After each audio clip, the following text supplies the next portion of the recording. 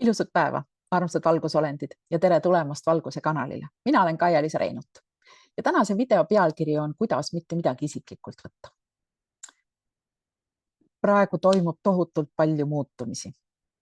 Inimeste sees, väljaspool, taustal, nähtavalt, igalt pidi. Aga kõige selle sees ma näen seda, kuidas väga paljud inimesed reageerivad. Ja tänane video on tegelikult kõigile mõeldud, mitte ainult nendele, kes reageerivad, aga ka nendele, kes neid reageerijaid enda ümber näevad. Esimene asi, mida sa saad teha, on mõista, et enamik inimesi tegutseb tegelikult omaenda valust lähtuvalt. Inimeste sõnad, viha, kriitika, käitumine peegeldavad sageli nende endi hirme, nende endi haavu ja nende endi lahendamata võitlusi, mitte sinu väärtust. Siis teiseks soovitus on lõpeta enda seadmine iga reaktsiooni keskpunktiks. Iga vaikus, iga tagasilükkamine või iga tõrjumine, iga halb tuju või lühike vastus või üldse mitte vastus ei puuduta tegelikult sind. Enamik inimesi peab lahinguid enda sees, millest me mitte midagi ei tea ja nad käituvad vastavalt sellele. Siis kolmandaks, lepi sellega, et sa ei saa kontrollida, kuidas teised inimesed sind näevad. Kindlasti on inimesi, kes saavad sinust valesti aru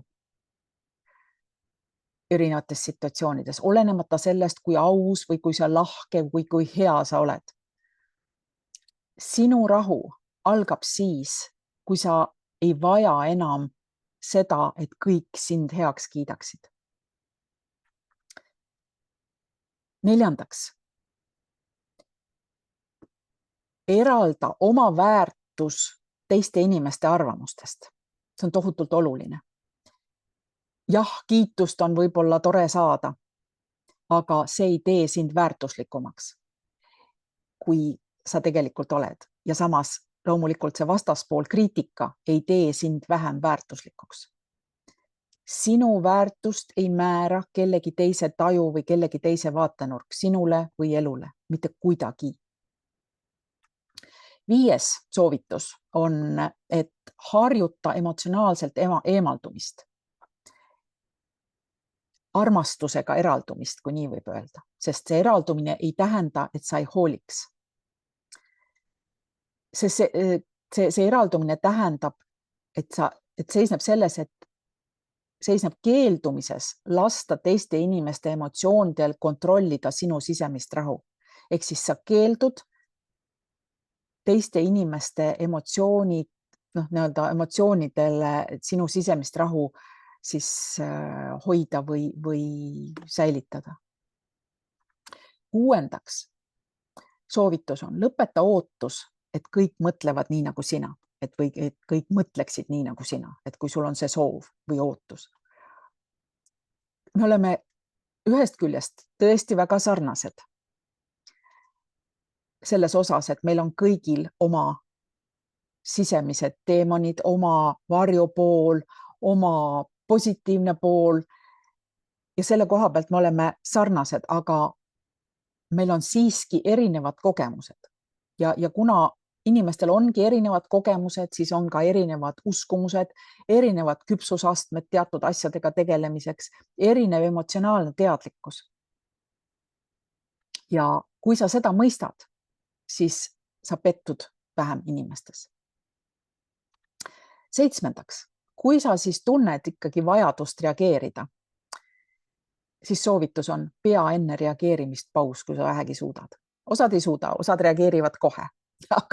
Aga kui sa vähegi suudad, siis tee paus. Sest enamik konflikte tekib seetõttu, et emotsioonid räägivad enne, kui sisemine tarkus seda teeb. Ja mõni hetk või sekund vaikust võib ära hoida tundide pikkuse kahetsuse. Nii et mõtle selle peale. Tee paus. 8. Keeldu kandmast neid emotsioone, mis pole sinu omad. Sina ega me keegi ei vastuta teise inimese viha, kibeduse, projektsioonide, negatiivsuse eest ja ega endasse kandmise eest. Sina ei vastuta teise inimese emotsioonide eest. 9. soovitus. Kaitse oma sisemist rahu rohkem kui oma ego. Sa ei pea ennast kaitsma iga arvamuse eest, parandama iga arusaamatust ega võitma igat vaidlust. Mõnikord on rahu parim valik. Ja 10. soovitus, võib-olla siin üks Buda õpetus meeldetuletuseks. Et kui keegi pakub sulle kingitust ja sa keeldud seda vastu võtmast, siis kellele see kingitus kuulub? Sama kehtib solvangute, hukkamõistu ja negatiivsuse kohta. Sa ei pea vastu võtma või sisse imama kõike, mida sulle öeldakse või mida sulle antakse. Ükskõik millisel viisil siis, emotsioonidena või käitumisena.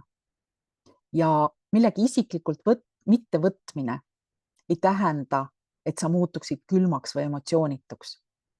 See tähendab mõistmist, et teiste inimeste teod paljastavad tavaliselt palju rohkem nende sisemaailma. Ja sellel ei ole mingit pistmist sinuga.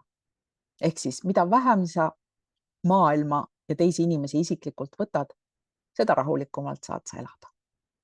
Vot selline tänane meeldetuletus. Ilusat päeva!